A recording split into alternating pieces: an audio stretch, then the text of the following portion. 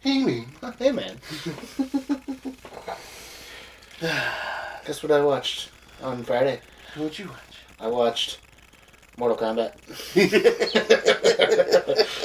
But I also watched Demon Slayer on Thursday. We watched Captain Falcon and the Winter Soldier. Mm-hmm. Which is, I guess, the new official title of it, because that's how they end the episode. It was pretty sweet. But, yeah. Falcon and Winter Soldier, final episode, episode 6. What we've been waiting for and anxiously anticipating and speculating on the entire time. And overall, still a good episode. Mm-hmm. Don't get me wrong. Definitely my least favorite episode of the season. Yeah. Same. Some awesome moments in it. Definitely deserving of, still being a great episode. Mm-hmm. But, just kind of missed some of those beats.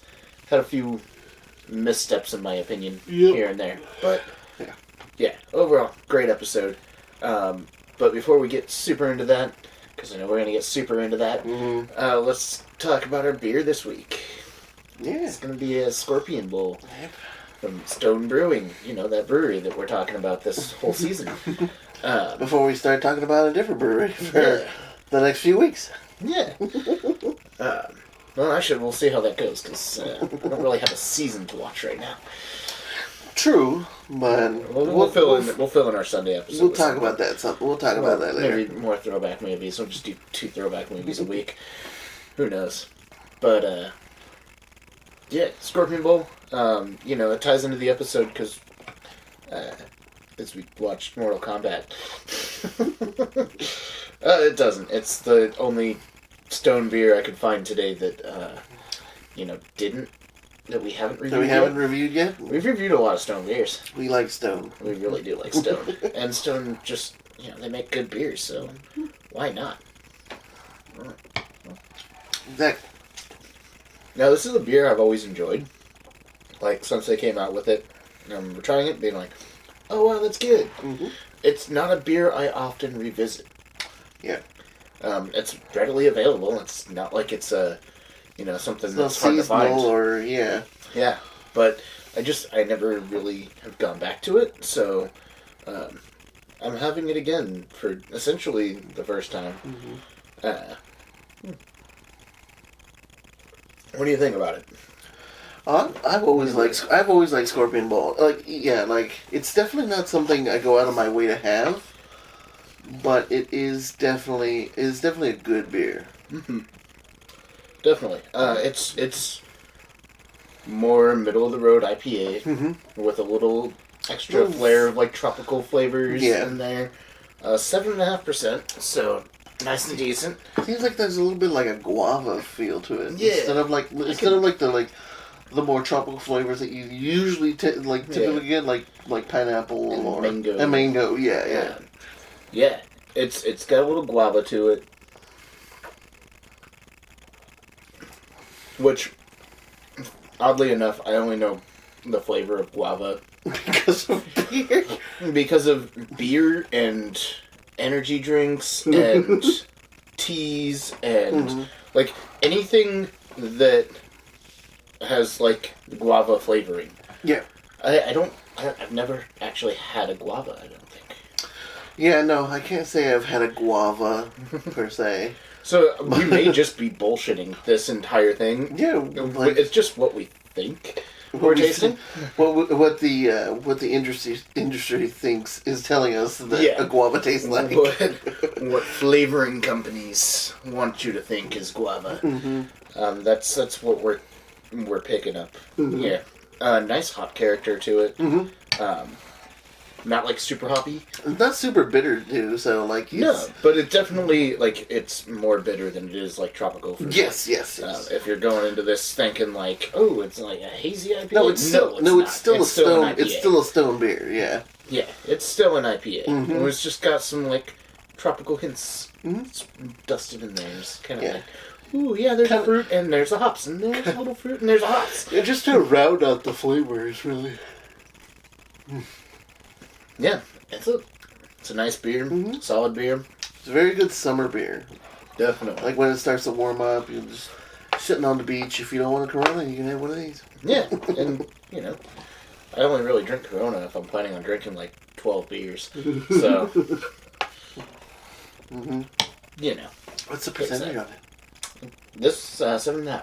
I did mention that a little earlier, but... I was paying attention. It's okay. It's late. It's late. We're tired. I'm tired. It was a long day at work today. I did not work. But, yeah, solid beer. If you find it and you're a fan of IPAs, pick it up, because it's definitely a little bit more of an interesting IPA. It's not straightforward. With just hops, it's got some tropical fruitiness to it. It's got some, hop-forward characters. But, yeah, all in all, I think I'd give this about a 3.5. Same. Nothing too crazy. I really like this beer. Now that I'm drinking it now, I'm like, you know what? Maybe this is a beer I can pick up a little bit more often. This is definitely better than the Space Probe. Yeah. Which makes me sad. It makes me sad. Yeah, I agree with that. I definitely, yeah. I remember this beer less fondly than I remember the Space Probe, and I enjoy this beer a lot more than I enjoyed the Space Probe. Yep. Same. Yeah, this is I don't remember it being this good. I remember it being good, just not this good. You know what came out right around the same time as this? FML. Fear Movie Lions. Which is a double IPA. And is one of my favorite beers that Stone has come out with in the last 5 years. I love that. That's a great beer. So good. We reviewed that one in a previous video. Lion King, yeah. A less memorable movie than that beer. Yes. If I do say so myself. You can only do so much with an actual lion. Yeah. I mean, they did a good job. We reviewed that movie already. Let's move on. We're talking about Falcon and the Winter Soldier, dang it. Yes. And this episode kicks off right at the ending of the last episode. The GRC is having a meeting. They're having a vote on what to do with the refugees and the Flag Smashers with Balrog attack and start infiltrating. We get our first introduction to the new Captain America. Sam suit was so cool. I love it. Flying through the window. Yeah, the suit was dope looking. So cool. It's a little, I don't know, I was watching some videos earlier, and I'm looking at the suit, and I'm like, it seems kind of, puffy. The Falcon suit is very, form-fitting. You see that, Anthony Mackie's, he's ripped. He's ripped for that role, because, that's what you have to be when you're doing a Disney superhero. You just gotta be jacked. Yeah. But, the suit kind of, I don't know, it doesn't make him look, pudgy or anything. It's just kind of, puffs it out a little bit. It seemed a little less defining and more, practical? Yes. Yes. Yeah, it's a more practical suit. Yes. I think. It's probably what they were going for, I hope. Probably. I hope. Yeah, they definitely took real heavy inspiration from the comics. It's almost identical to the comics. It's almost panel to screen. Yeah, which is really cool. And then we see the evacuations taking place. Some of them are going to a helicopter. A bunch of them are going to 2 armored trucks. And we see the people being led out by the armored trucks by a Flag Smasher who locks the doors. And then the Flag Smasher taking control of the helicopter. And then the one chick hands Bucky the phone to talk to Carly. Yes. They're trying to get Bucky out of the way so that they can continue their plan and, keep him separated from what's actually going on. Mm-hmm. And very frustratingly, he does what they want, mm-hmm. but only for so long. Gets distracted, yeah. Yeah. I like how he took it with his left hand, too. Yeah, I noticed that, too. Because, just that one comment, I'm right-handed. I don't think about always think about it, And, he was... The woman handing him the phone was on his right-hand side, and he actually, reached over with his vibranium arm and took the phone, as opposed to grabbing it with just his right hand, which would have been easier. Mm-hmm. I don't know if that was a conscious decision, or what, but... Probably. a little detail. It probably was, because he... he doesn't trying to make the left arm more of a conscious thing? Well, he doesn't trust...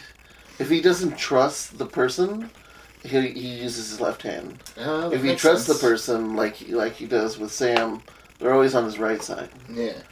What also, kind of going a little bit forward. Well, all the way forward because it's the end of the episode. But when we see Bucky with Sam's family in previous episode. He's wearing a jacket, he's wearing his gloves. He's still very much uncomfortable with the fact that, he's got the arm that he's identifiable as the Winter Soldier. Mm-hmm. At the end of this one, he doesn't have the gloves on. He's even showing off the vibranium arm. He's got short right next on. to Sam's sister. Not gonna let that one slip by. Don't flirt with my sister.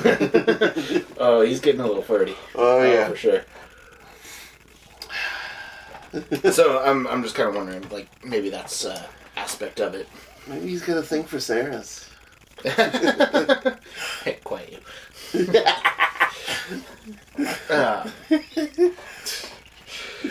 Anyway, so Bucky does go after the trucks, though, and Sam goes after the helicopter. And wasn't that the girl's name that the redhead that you mentioned in Civil War when they got off the plane, the Quinjet? Oh man, I don't know why I can't remember.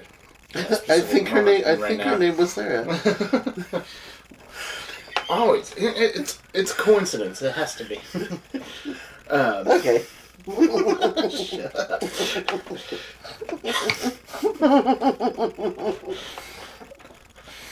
None of them ever see this video.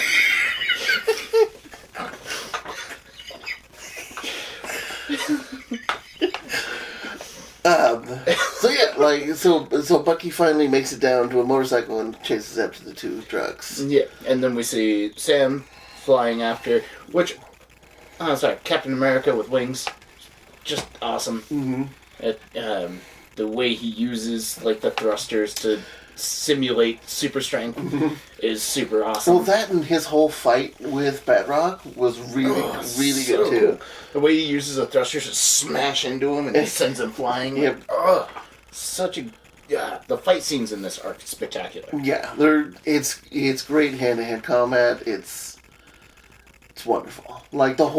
Every fight scene was beautifully coordinated. And you can tell they were really strict on the timing with all the coordination too. Absolutely. Because there were no pausing. There are hardly any pauses in between any of the punches thrown.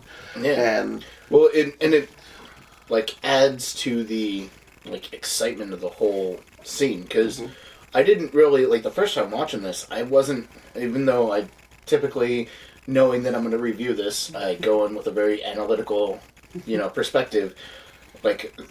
That whole section, I had to rewatch it because I was just caught up in it. Mm-hmm. I was just all it is just boom, episode starts and just action. Almost all the way through. Mm-hmm. And we get very few slow moments to really, take a breather. But they do add those in. Mm-hmm. They sprinkle them in to kind of give you a moment to, whoa, that was intense. Okay, wow, now something's happening. So that was, I think, really cool. Mm-hmm. As, the final climactic action scene of the series. Yeah. Pulling no punches for that.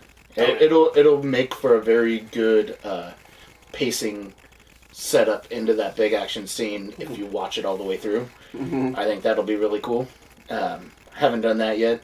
probably going to do that like next weekend, maybe, just for funsies. But yeah, we kind of get a moment of like Carly realizing that things are not going as she's planned, and they I don't know, they really kind of mess up with her character. I feel like you could see that a lot of the Flag Smashers are starting to second guess themselves. Yeah, especially with the way that with what Carly's willing to do, and they're not quite that. They try and set her up as a sympathetic character, and they have her make these decisions that are just evil. Like, if things aren't going to go our way, then we'll just kill the hostages. Like, that's something that, like, Thanos would do, Like, this is, like, big bad sort of actions, Blowing up a civilian encampment, basically, for the GRC. Yeah. Killing hostages, like, she has them light the truck on fire. Yeah, which is a great moment for Bucky. As a distraction for Bucky, yeah. Yeah. Which that you get to see him fully, like, utilize his arm at that point. Yeah. And one of the videos I watched pointed out a really cool, like, kind of CGI thing that they were doing. Like, as he's using the vibranium arm to try and pull open the door, and he's, like, straining, you can see, like, red lights imitating veins going up and down his arm. Just such a nice little touch that I wouldn't have noticed unless I was, like, rewatching and watching the scene, and maybe even, like, slow motion or something. That's, like, one of those tiny little details that is very, it, like, enhances the moment, but it doesn't take away, like, it doesn't distract you. Yeah, exactly. It's just kind of, like, one of those extra little things that kind of shows, the struggle that he's having. And then he busts open the door, gets the people out of there, and he gets, like, his first real recognition of him being, like, a hero. From one of the GRC people. And that was a nice moment. And then John Walker shows up. In the middle of everything. In the middle of Bucky everything. trying to save people. Well, he saves them, he starts getting them off, and then Carly's about to do something, and John Walker comes out and just, Carly Morgenthau! Like, and we get this kind of duality of, his wanting to avenge Lamar and kill Carly because she's the one that actually killed Lamar, and, he wants to not be a liar to the family. And, like, him actually doing the right thing, which kind of sets up the whole, the other truck is about to go off the building there, and, well, actually, before I get to that part, because a bunch of crap happens before that, he goes to fight Carly and a couple of the other Flag Smashers, and he throws his little homemade shield, and she just punts it. She just boots it right. And it just, like, wall. lands on the ground, and you can see this just look of sheer disappointment, because it doesn't come back to him. It doesn't do anything. It's just, like, he realizes that, like, the shield is... It's not what makes Captain America. It's, the person. Yeah. And... like, but just that look of sheer disappointment when it just hits the ground, and he's just like, definitely, like, it's one of the better John Walker moments. He did a great job. He did do a great job. Like, his whole portrayal of that character is on point. Because you can see the struggle of him wanting to be the best soldier, and him being the best soldier. Yeah. And then him not being able to live up to the Captain America title. Yeah, exactly. So yeah, he did a phenomenal job. But yeah. So after that, the Flag Smashers just kind of start running away. After they start trying to beat the crap out of John Walker. When Bucky comes to save him. Even though just the previous episode, John Walker almost kills him. And Sam. Yeah. So, yeah, like, it's kind of a complete 180 for John Walker, because they make him way more sympathetic in this episode than what he was in, like, the last time we saw him. Well, he finally made the right decision. Yeah. Like, instead of going after Carly... But it's like... Like, he went and saved... I don't know, it was just such a quick turnaround for him. Like, it didn't quite feel deserved, in my opinion. That was one of the problems that I had with the episode, was just like, they're just all like, oh, here's John Walker, and oh, he's a good guy now. You know, and so like, well, yeah, but where did he earn that? Like, the last thing we saw of him was him angrily trying to put together this shield so he can go do some murder. And now he's just like, no, I'm not a murderer. I'm a good guy. I'm gonna save people and, you know, do Captain America stuff now. Except he's not. It was just, it seemed a little shoehorned in. Yeah. One of my complaints about the episode. But then Sam, Bucky, and John go chasing after the Flag Smashers after they use the smoke grenades to try and flee. And then we get to see more cool Wakanda tech and Sam's goggles. He's just all like, boom. Through. Oh, yeah, cool. Thermal imaging, and I can see their footprints, and alright, we're going this way. And they start following him, and he's all like, alright, 2 went that way, 1 went that way, and immediately John splits off, and Bucky's just all like, what do I do? And Sam's just all like, go, you take care of that, I'll take care of this. And, you know, it's definitely a moment of, you know, John being a sort of, you know, like, get the job done kind of guy, where he just runs into the face of danger without really having a plan. Yeah. Where Sam's just all like, wait, no, we should probably figure this out first.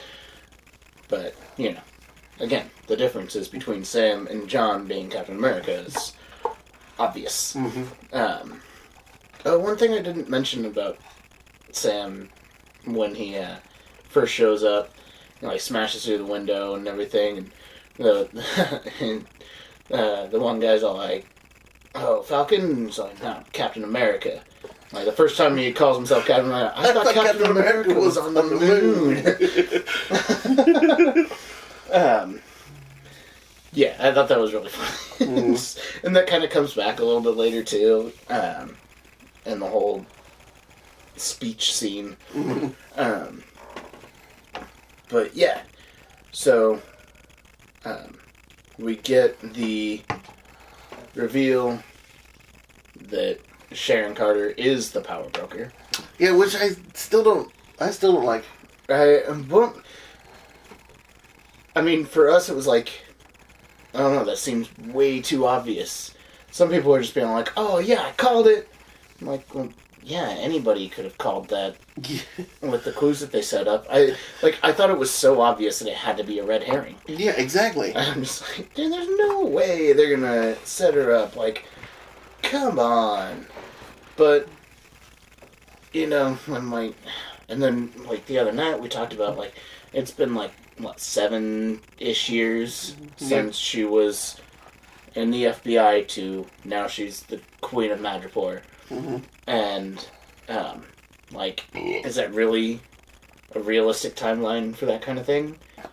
And are we really supposed to expect that Steve Rogers wouldn't have gone to check up on her in that entire timeline? Yeah. I mean, granted, if he did check up on her and she was already the power broker, like, she could definitely make it seem like, oh, no, I'm just, you know, on the lam, you know, here's me. Or maybe she was doing such a good job of, like, hiding herself. Maybe Steve thought she got snapped. Well, I mean, like, yeah, I mean, I guess I could see that, but I mean, even after they snapped back. Yeah. Well, I mean, Steve didn't really have too much time after they snapped back. Yeah, I mean, yeah, he's an old man. And then, like, well, I mean, we don't even know what timeline he was living in. We don't even know, like, we don't know a lot of things. Mm-hmm. They leave a lot of things very open-ended. Like, where did the shield even come from? The last I saw, it was smashed to pieces by Thanos. Mm-hmm. Like, yeah, they repieced They probably had Doctor Strange re-put it, like maybe with the time stone. I don't know. Who knows? But too many conspiracy theories to go into for this video. Yeah. Well, that and like, I was talking to my sister about like when Captain America went back. Probably. Mm-hmm. Is after Peggy's husband died.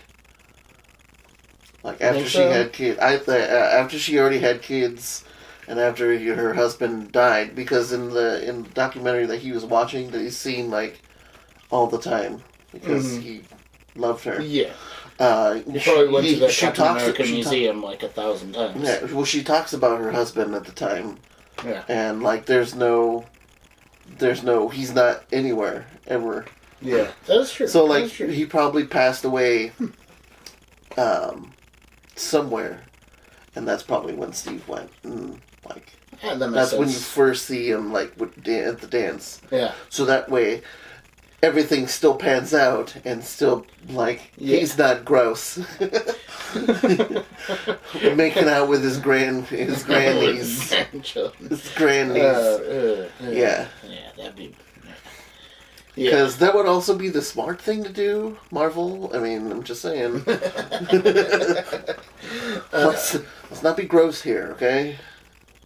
We like these characters. We have for a very long time. Very true. Very true. And, I mean, we still do. Mm-hmm.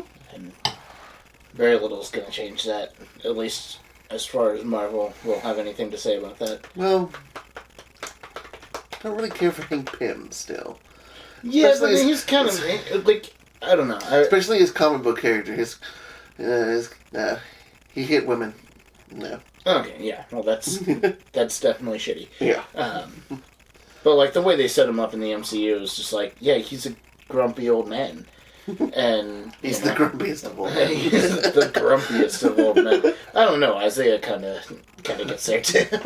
Isaiah's a pretty grumpy old man. Although much more reasonably so. Yes. He had a legit reason to be grumpy. Yeah. I mean, God. You know, Hank Pym also lost his wife too, you know? Yes. Isaiah was just way more messed up. Yes, because it was racially driven. Yeah. I mean, pretty much everything about Isaiah is worse than anything that's happened to a lot of the characters. Yes, exactly. But anyways, yeah, we're talking about Sharon Carter being the power broker and how we don't care for that. Nope. Another point that might be a thing is that the power broker might be a title that's kind of passed on, and that Sharon Carter killed the previous power broker and assumed the mantle.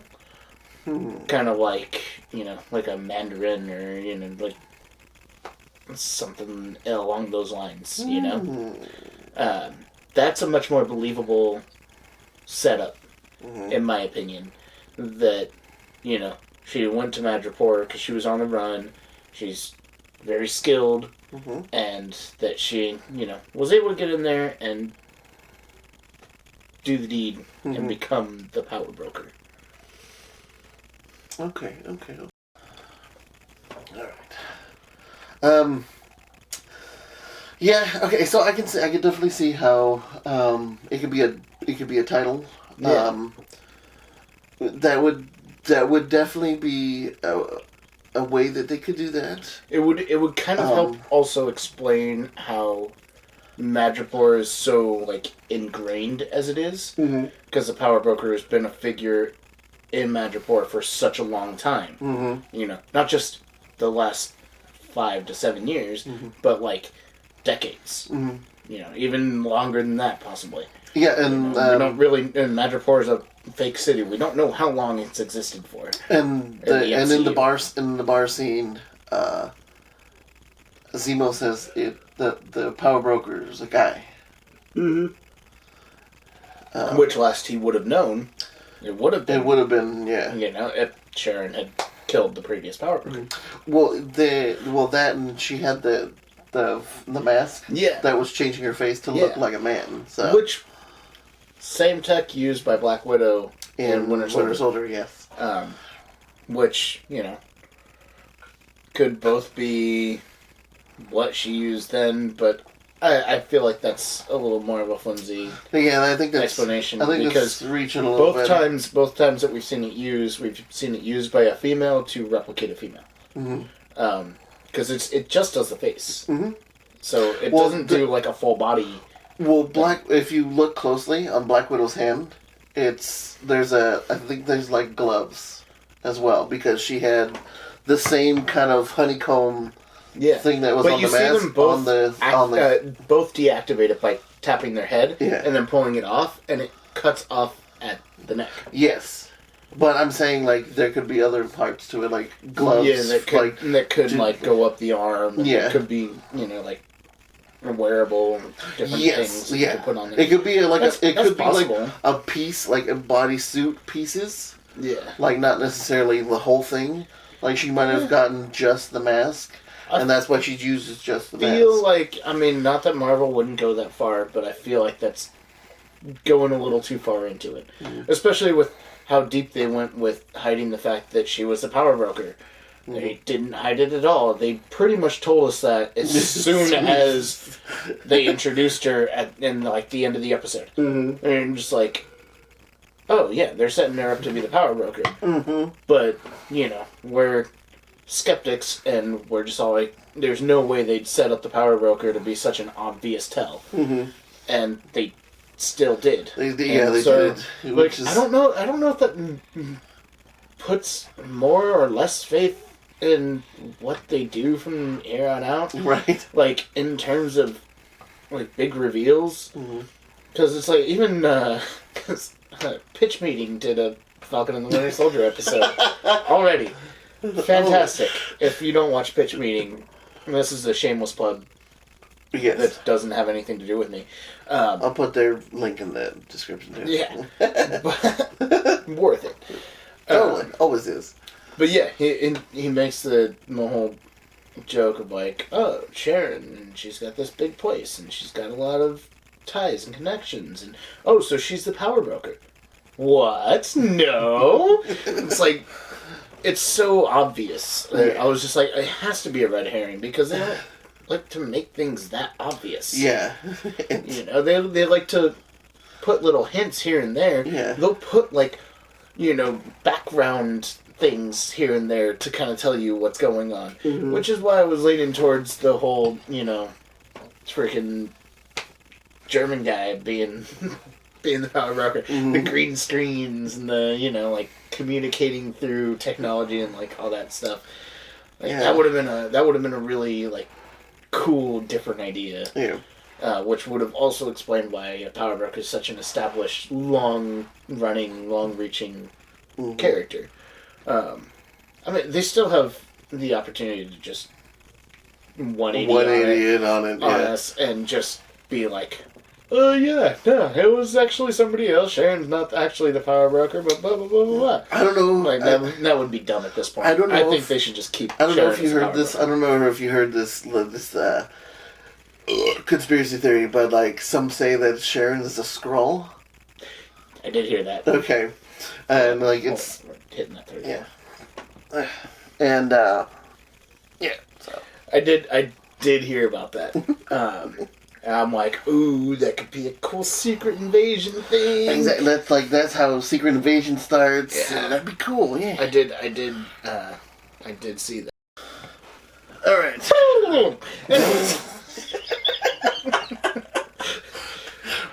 Have you missed the random cuts into me doing something weird? It's back! Anyways, it never went away. So, Sharon, possibly Skrull, possibly Power Broker title, possibly created the title Power Broker. We don't know yet. We'll find out. We'll find out eventually. Yes. Eventually. But that leads into Sam coming in, and Sam and Carly have their fight, and we kind of start to see. Well, actually, before that, we get to see Sam rescuing the people from the helicopter. Mm-hmm. We already talked about Bucky rescuing the truck. The truck. And then first, kind of. And then it goes to Sam rescuing the helicopter, where he uses Red Wing to identify one of the hostages as somebody that can actually fly the helicopter. So from the Philippines. Yeah. Pretty cool. She was part of the Philippine Air Force. Oh, that's neat. That's a neat little Easter egg. At least as far as I'm concerned, because I didn't know that. But, yeah, he uses Red Wing to identify her. Mm-hmm. And like, oh, if you take out the pilot, she can swoop in and do that. Mm-hmm. And then he communicates that with her. And then does some cool-ass shield throwing. Like, does essentially the same thing that he did in the first episode with the hostage with Batroc. Yeah. But in a tighter space. Yeah. Also, just like the shield throw itself, the way he like takes the shield and throws it vertically, but like does like a mid-air somersault using the thruster to propel the throw. Throws it into the door. The door pops off. He gets the shield. He bashes through the helicopter, through that tiny little opening, knocks out the Flag Smasher into the water, and then the lady comes and takes over the helicopter. Boom. Rescued. And then we get the moments where leading up to them chasing the Flag Smashers through the buildings. That's when we see John and Bucky break off to go fight so-and-so, and Sam chases after Carly. And that's when we get the Power Broker reveal, and we get more or less like Sam's not willing to fight her, and she's still trying to kill him, and it's a very Captain America moment. A scene I still didn't mention is the other helicopter that comes crashing down, and one of the coolest moments with the new, they're all empty, with the new wings and shield is when he creates that little dome. The dome, yeah. Which was super dope. Like, you see the wings dig into the ground, and just like him using the shield, that was super cool. Like, that was... I definitely had a moment of like, oh, just that! That was awesome! Yes. Very excited. Very much so, yes. I'm all right. Then, during the Sam and Carly fight, when she goes to like Superman punch him into the shield, and he blocks it, and the wings immediately jut out to brace him. The impact, and it's like, okay, do the wings have like kind of like a mind of their own? Are they like telepathically connected, or does he have some sort of reflex that takes care of it? It might be like a connection between the goggles and the backpack and the pack. That would make sense. So like the goggles see the incoming attack coming in, and they like react, and they react to the situation, what's going to happen. Yeah.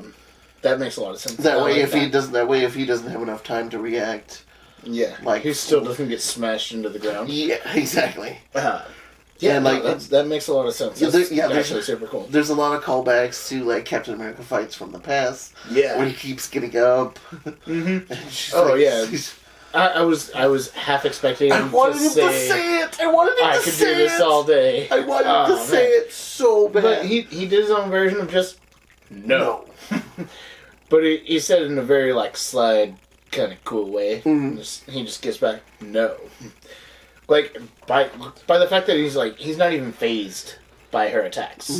Like he doesn't seem injured. He doesn't seem worn out. He's just all like, you can keep attacking me. Like I can do this all day. Like I got vibranium freaking everything now.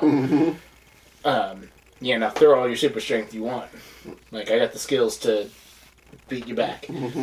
And for the most part, he does, like, he dodges a lot of her attacks. Yeah. Like, he was doing a really good, like, job at, like, not taking the brunt of a lot of those attacks. Yeah, absolutely. It was very nice. It just kind of, like, same thing with when John Walker fights Carly, is that we show that, like, just because you have the super soldier serum doesn't make you, you know, like, the most badass ever. Mm-hmm. Like, John Walker now has the serum, and he can fight toe-to-toe with her and win because he's well-trained. He knows what he's doing. He's got the skills to compete with that.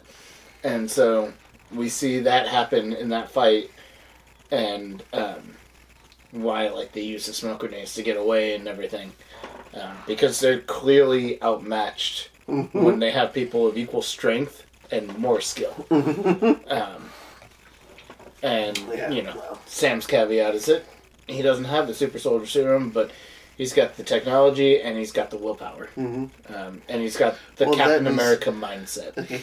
Well, that and he's got actual training in hand-to-hand combat, too. Yeah, like, absolutely. He may not be as proficient as Bucky or John, but he's still proficient enough. I feel like he's just as proficient in the actual art of hand-to-hand combat, especially when he's using his wings. Like, he's very versed in being able to use his wings to his advantage in a fight. Is to, like, you know, push his momentum and, you know, like, generate more energy for him or get him out of situations faster. The use of the wings is a very pivotal point for that. I haven't even used my notes card this whole thing, but like, you know, like, I could do this all day. But we cut to basically Bucky and John intercepting the Flag Smashers and with the same phone that Bucky was given. Yeah, Bucky takes the phone from the lady, and then that phone has the Flag Smasher app. They make a Flag Smasher app. Yeah, everybody's got to have an app. And it literally just points them in the direction that they're fleeing to. And so they intercept him, they arrest him, and then we cut back, and Sam and Carly are still fighting, and then Carly looks like she's about to kill Sam. She's ready to kill Sam. She's got the gun pointed at him, and then Sharon comes in and kills Carly. Or she shoots Carly. Now, what we didn't mention earlier was that Sharon also got shot, like, in the stomach, basically, like, right on the side. Yep. And, like, I thought it was kind of a weird moment. Like, I know they're trying to set it up as, like, this whole, you know, Carly should be a sympathetic character, but they didn't do a very good job of that. Not in this episode, no. Not in most of the season, really. Yeah, it's like it starts off that way. I feel like there's, like, some deleted scenes or something that makes her more sympathetic. But yeah, like, ever since she blew up that one GRC building, it kind of just, like, she just kind of gets more evil after that. It's like Daenerys in Game of Thrones, man. God, don't even get me started on that shit. It's like, it makes sense overall, but they did not take the right steps to get there. That's another topic we can talk about later. Yeah. But, like, Sharon kills Carly, mostly, I think, not to save Sam, but as... like, save her own ass. Save her own ass, because she's like, I don't want anybody to know that I'm the power broker. Yeah, because she killed the other person that knew about it with Bedrock. Yeah. So, yeah. Sorry, George St. Pierre, you're not going to be in another Marvel, so sad. Marvel movie or show. I like Bedrock. He was awesome. He was a cool character in the comics, He was really cool. Like, thankfully, not a lot of talking scenes, a lot of fighting scenes. Yes. Which is exactly what George St. Pierre what they needed. Great at. He needed, yes. Yeah, totally. But, you know, then he picks up Carly's body and flies it off to, you know, hey, here's a big bunch of press people doing stuff, which why are the press people already there when it's still an active crime scene? Like, when things are still going... Bullets are still flying in most places, and it's just all like, oh, no, it's resolved, and cameras can be everywhere. Like, yeah, pretty much.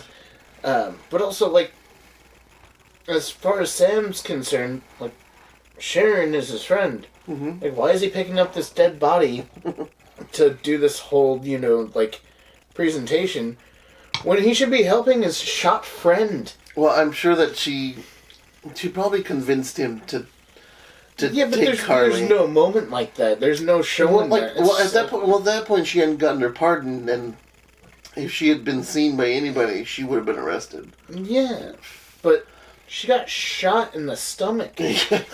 A potentially fatal wound. True. Like, she could have bled out. True. And he's just all like, you're chill. I mean, scoop up this dead body and present it to the public. Again, it was another moment where I'm just all like, there's not enough thought going into, like, this next scene. They should have just explained that whole part.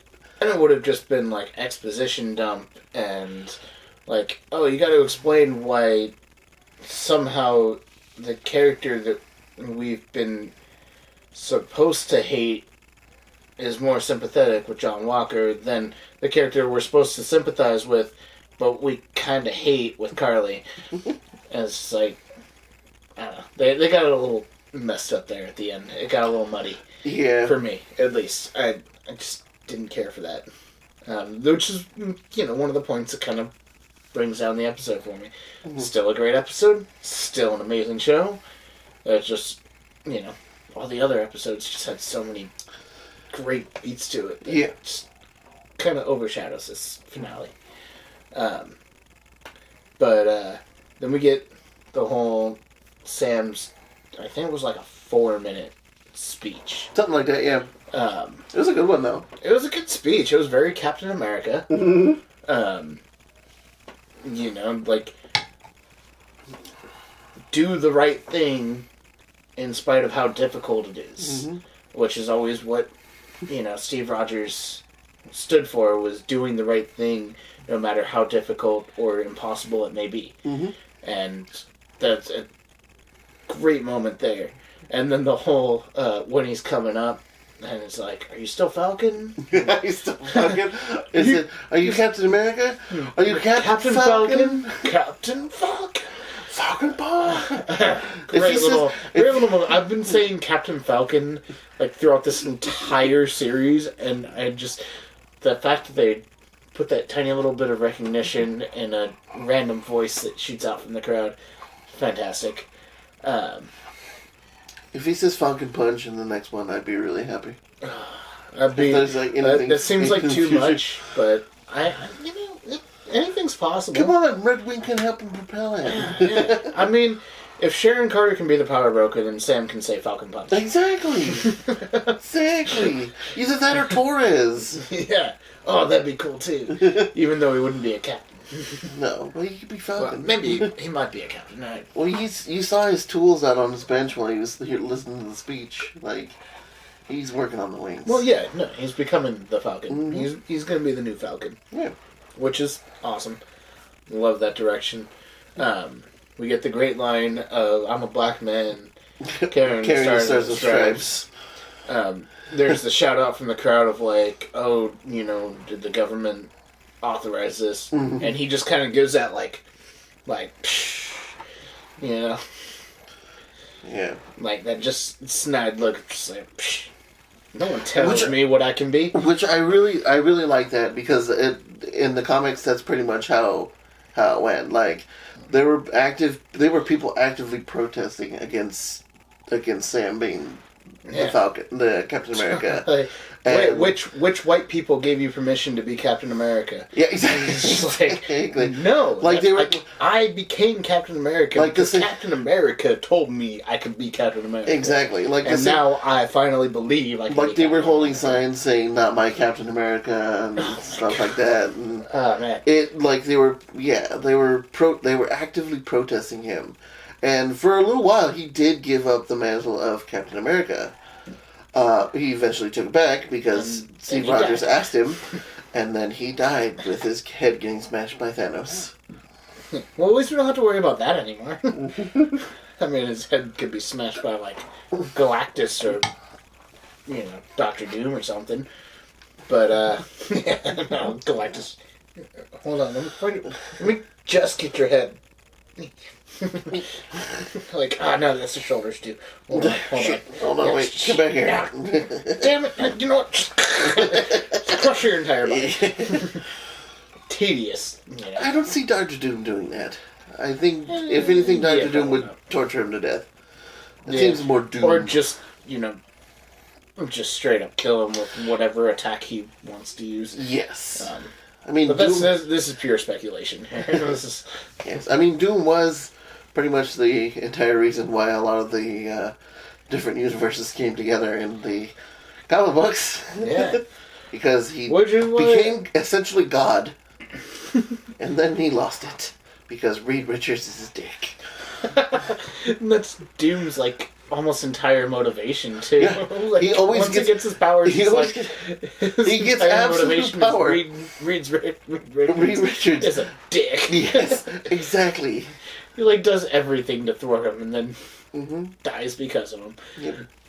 But, anyways. I mean, the Panther God from Wakanda said that he's a good leader, had accepted him as a god figure. That's saying something. Yeah. But anyways, tangents aside. Sorry. Oh, we said the same thing. So we get Sam's whole speech, and basically the acceptance that he is now Captain America. And then I wrote it down as the butler did it. I know. Zemo's butler blows up the truck with the flag smashers, the remaining flag smashers, and then it cuts to Zemo in the cell at the raft, hearing that on the radio, and he's still reading Machiavelli, and he smiles and he just closes his book and lays down. And he's all like, yeah, good job. Good job. I couldn't remember. I forgot to look up the two other books that they showed. The one that's I think in Russian and the other in the German one. I forgot to look up those two books, but I think they're something along the lines of Machiavelli and stuff like that. I forgot to look. Yeah, well, I mean the whole. Because I was also curious. Yeah. I mean the whole Machiavelli thing. People get what they deserve in the end. Is basically the whole theme of that. And he's still reading the book. He still very sternly believes in that ideal. I think that's kind of what they were trying to show. Him still reading that book. And that's what they were going for at the beginning. Yeah. Well, I mean, that's been his motivation. And you see, he's still reading that book. He still holds the same ideals and motivations. Which will come in later on, I'm sure. Yep. But then after that, we get the John Walker and Valentina. And we get the U.S. agent. He comes in as U.S. agent because he's U.S. agent. He's not Captain America. He's not Captain America. No more SHIELD. As far as he'll eventually get a shield, but he comments it's all like it's the same uniform, just black, and that's that's got to be a Dark Avengers reference, right? Well, we could get I don't. I feel like anybody that goes to the raft is Thunderbolts material, and then anybody that Valentina recruits is going to be Dark Avengers material. I think it's all going to be more Thunderbolts related than it is Dark Avengers. I don't know. Because Marvel's thinking ahead, man. They're thinking. But I mean, but they haven't even introduced half the characters that are part of the Dark Avengers. They barely introduced half the characters that are going to be in the Thunderbolts. I mean, we got Thunderbolt Ross. Yeah, we got Zemo. And Zemo. We got the U.S. agent and John Walker. Possibly. Yeah. I mean, yes. I mean, but a lot of the other. Okay, so essentially, the Thunderbolts is the Marvel version of Suicide Squad. Yeah. So I mean, like, they could still technically, like, just throw away characters at this point. Yeah. You're like, oh yeah, like, you could figure out that they were this character. We'll see what happens. There's still a lot of speculation. This video is getting towards an hour. After that, which, I mean, I do want to say Julia Louis-Dreyfus still nailing it as Countess Valentina. Fantastic character. I really hope we see a lot more of her in the future. Probably. But, yeah. Then we cut to Bucky finally making his amends. We see that, and him visiting Mr. Nakajima, and then him thanking his therapist, and leaving the book. Which signifies that he's finally, let go of the Winter Soldier. He's moving on. He's finally gotten to the point where, he's okay with himself.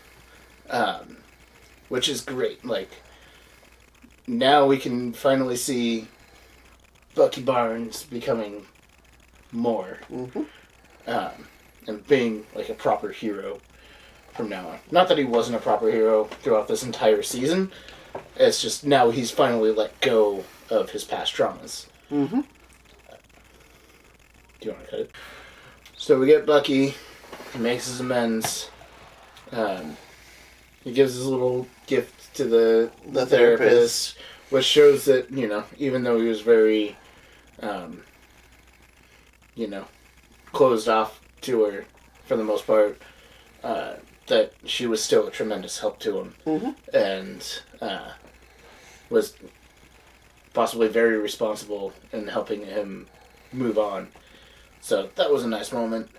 And then probably the moment that got me the most was Sam goes to see Isaiah and, they have a little talk. And then he's like, well, come with me. And takes him to the Captain America museum. And they have a whole memorial section to Isaiah Bradley and the other super soldiers that were experimented on, and actually tells the story. And they could have easily made it to where Isaiah's still the grouchy old man. It's just all like, I don't give a crap about this. But no, he breaks down and gives Sam a hug, and it's a really touching moment. It was nice. It was very good to see, like, redemption for that character.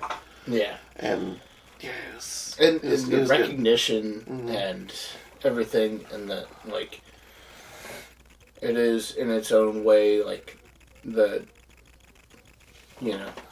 reparations for Isaiah. I was watching Kevin Smith and Mark Bernard and the Fat Man Beyond recap of episode 5, and Kevin Smith actually called that exact moment. I actually saw that video after we shot, but Kevin Smith called that exact moment where he's all like, I would really love to see, Sam take Isaiah to the Captain America Memorial or the museum, and, like, there's a whole thing dedicated to Isaiah and the other super soldiers, and that's exactly what happened. And I'm all like, oh, Kevin Smith called it, and then I'm just like, oh. It's just such a touching moment. It is. It's really nice. And then right after that we get them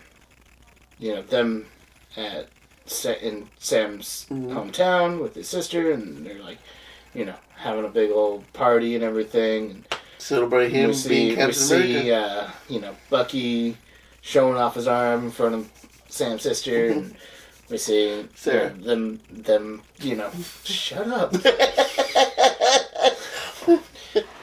Why you gotta do me like that? We see...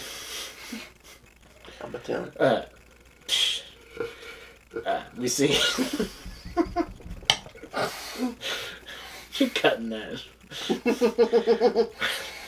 We see that, like, Sam and Bucky are, like, friends. Like, they're brothers now. Like, they've got the bond. And, you know, Cuts to Black and Captain America and the Winter Soldier. Which, I'm sorry, why are they still keeping the Winter Soldier part in there? They're changing Captain America, which I know is the big point of the series, but, like, the other half of the thing is that he's not the Winter Soldier anymore. Well, okay, so there's two ways they could go about this. Like, there's the way Captain America and the White Wolf.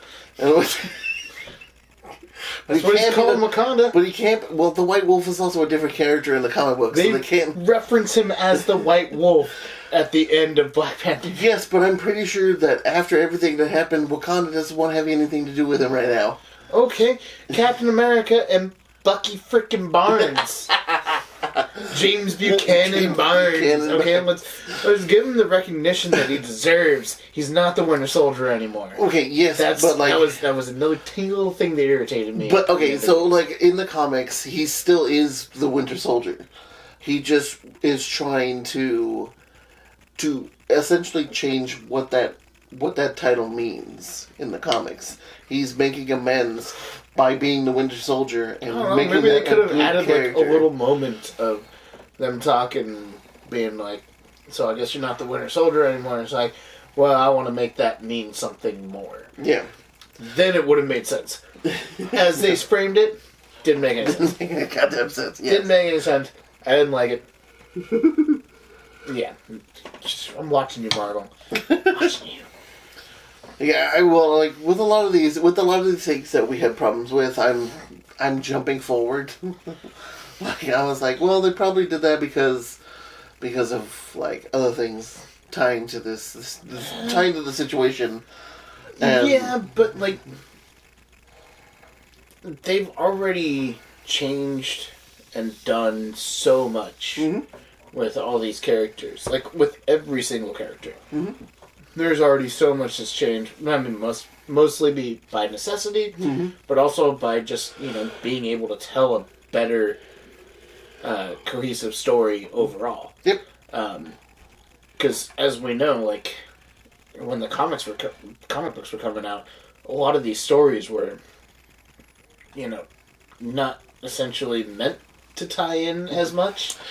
Yes. And they end up having to tie in because they're all like, oh, we're going to bring this character into the Avengers, or, oh, we're going to have this character play a big role in this, and, like, it's like, oh, yeah, they never really put it forth as, this is all one universe, whereas the MCU is taking all of that established material and redoing it in a way that makes one more cohesive, long storyline.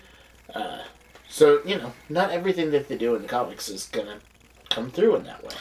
True. And not every little nuance is going to happen like that. That's also true because Sharon Carter is not the power broker in any comic book that I am aware of. No, neither am I.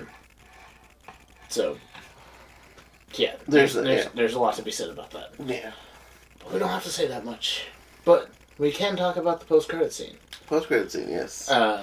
Which is basically Sharon getting her pardon and being reinstated into the FBI. Was it the FBI or the CIA? I think it was the FBI. I feel like that was... I remember that from something. Okay. I feel like she was training to be an FBI agent. I think it was the FBI training. War, yeah. And no, Winter Soldier. In Winter Soldier, yeah. Well, Civil War is when she did the whole thing that got her... That got her, yes. Yeah, that's where she had... Kicked out of the U.S., basically. Yeah. But, yeah, so she gets her pardon, she gets reinstated into the government, and immediately leaves and is all like, oh, now we got access to all this cool government stuff. Like, we don't need no super soldiers anymore. Basically just, like, axing most future, potential for super soldiers. So you're just all like, okay, we're just kind of cutting this off now. Like, Power Broker doesn't care about super soldiers. all the scientists involved in creating super soldier serum are all dead, and the last remaining super soldiers don't want anything to do with super soldier serum. So they're just like completely trying to wipe that off the board as any sort of future possibility. Yeah. Which seems very appropriate. I don't think we really need too many more storylines about super soldiers. We've kind of done that. We've wrung that one out. It's dry. So yeah, I'm very interested in seeing where it goes from here. Oh, one thing I didn't mention that I did kind of want to bring up earlier is that with the new wings and all the different stuff that Sam can do, it's like he's Captain America in title and reputation, but he's also kind of Iron Man, because like the way he uses the thrusters to improve his abilities, and then the way when he's like lifting the truck up and he uses the other thrusters, kind of like how Iron Man and Homecoming uses to put the ship back together. It's like, okay, this is kind of like pseudo Iron Man, very Captain America. It's so like Wakanda's become the new Tony Stark. I mean,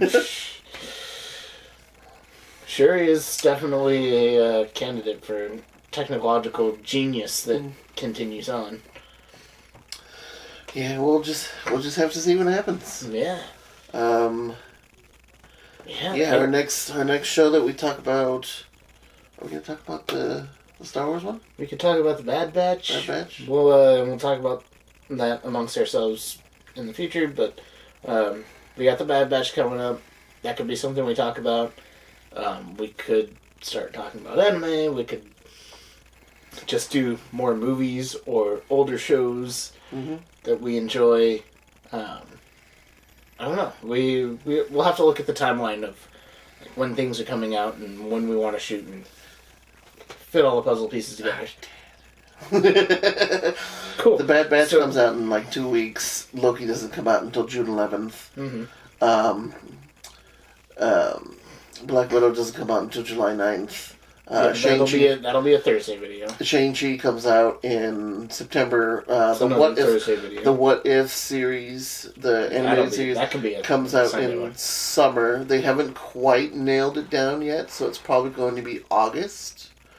Probably late summer, so August. I'm gonna say probably mid-August, somewhere around there. Okay, so he has a rough outline. He hasn't hammered down anything. Well, they haven't fully said when it's coming out for the What If series. But as far as the immediate future. Immediate future is Bad Batch and Loki. But those are there's some lapses in time there, and we'll have to fill it in.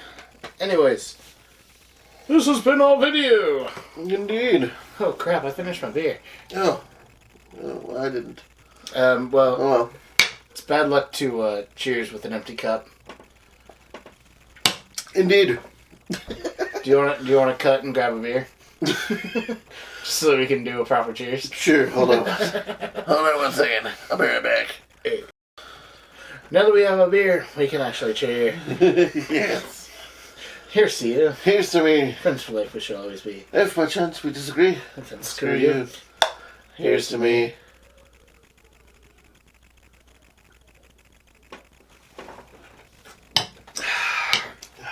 Thank you for watching our series on Captain Falcon and the Winter Soldier. Title pending. I just mixed 3 different titles into that whole thing. Captain Falcon and the Winter Bucky. That would be a pretty cool show. Just Captain Falcon just... what do we do about this situation, Captain Falcon? Falcon Punch! Yes.